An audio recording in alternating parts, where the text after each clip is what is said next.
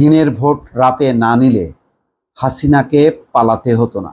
জামাত নেতা একটা চমৎকার শিরোনাম এবং বক্তব্য, যেটা প্রকাশিত হয়েছে যুগান্তর পত্রিকায়। আসলেই তাই। বারবার বলি যে আজকে যে পরিস্থিতি, আজকে আওয়ামী লীগ বা শেখ হাসিনার যে পরিণতি, তার মূলে কিন্তু হচ্ছে নির্বাচনটা যদি ঠিকমতো হতো, যেটা কোনোভাবেই শেখ হাসিনা রাজি হলো না।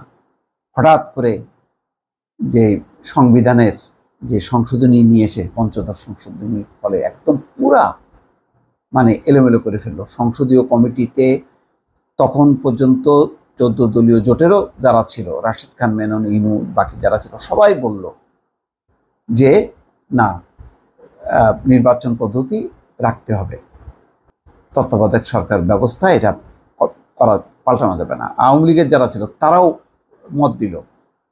পুরো জিনিসটা উল্টায় দিল হচ্ছে শেখ হাসিনা, এবং উল্টায় দিয়ে একটা মহাবিপর্যয় সৃষ্টি করলো। ঠিক আছে, প্রথম একটা পরীক্ষামূলকভাবে তারা করলো, জেদ করে, বুঝলাম 2014, কিন্তু প্রথম দফায় তো নির্বাচনটাই এলোমেলো হয়ে গেল।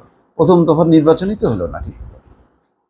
সেই নির্বাচন 153 জন নির্বাচন হবার আগেই নির্বাচিত হয়ে গেল বিনা প্রতিদ্বন্দ্বিতায়, আর নির্বাচন থাকলো না।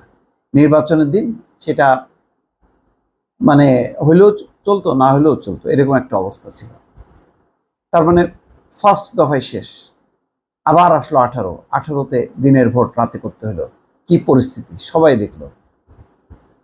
বিএনপি অংশ নিল, কিন্তু বিএনপি অংশ নিয়েও বিএনপিকে মাঠে থাকতে দেওয়া হলো না।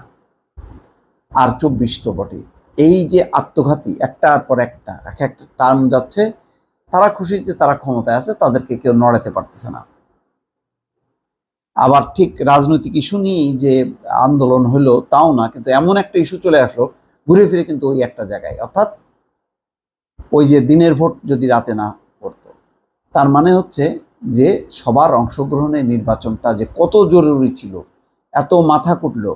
পিটার ডিহাস ঢাকায় আমেরিকা থেকে বারবার দফায় দফায় টিম আসলো, ইউরোপ থেকে আসলো, ব্রিটেন থেকে আসলো, সবাই বলল যে ইলেকশন পার্টিসিপেটরি হইতে হবে, অর্থাৎ অংশগ্রহণমূলক হইতে হবে। আকারে ইঙ্গিতে বোঝানোর চেষ্টা করলো যে বিএনপি ছাড়া নির্বাচন সুষ্ঠু হবে না এবং অংশগ্রহণমূলক হবে না, এটা গ্রহণযোগ্য হবে না। কথা শুনলো না, বারবার বলে কই, তারা তো তত্ত্বাবধায়ক সরকার কথা বলেনি, তারা তো বলেনি বিএনপিকে আনতেই হবে। আরে কূটনীতিক ভাষা বুঝতে পারতেছে না তারা, নাকি বুঝেও না বোঝার ভান করতেছে।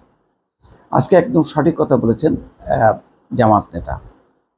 জামাতের কেন্দ্রীয় কমিটির সহকারী সেক্রেটারি জেনারেল মাওলানা মোহাম্মদ শাহজাহান বলেছেন, বিগত ভোটারবিহীন নির্বাচনে দিনের ভোট রাতে না নিলে শেখ হাসিনাকে এভাবে কর্মীদের ছেড়ে পালাতে হতো না। তিনি বলছেন, মানবতা বিরোধী অপরাধের নাটক সাজিয়ে মনগড়া আন্তর্জাতিক অপরাধ ট্রাইব্যুনাল তৈরি করে জামাতের শীর্ষ নেতাদের যেভাবে ফাঁসি দেওয়া হয়েছে, এখন সেই আদালতে শেখ হাসিনাকে ফাঁসি দিতে দাবি জানাচ্ছে দেশের জনগণ। ঘটনা তাই। এটাও কোনো রাজনৈতিক দাবি না, কোনো রাজনৈতিক বিষয় না, হঠাৎ করে নিয়ে আসলো আন্তর্জাতিক যুদ্ধাপরাধ ট্রাইব্যুনাল। উদ্দেশ্যটা কি? উদ্দেশ্য আসলে মুক্তিযুদ্ধের চেতনা বা যুদ্ধাপরাধ এর শাস্তি দিয়ে স্বাধীনতাকে অর্থপূর্ণ করা তা না। মূল কথা হলো যে জামাতকে নিঃশেষ করো, শক্তি ক্ষয় করো। শক্তি ক্ষয় করলে বিএনপিও শক্তিহীন হয়ে যাবে।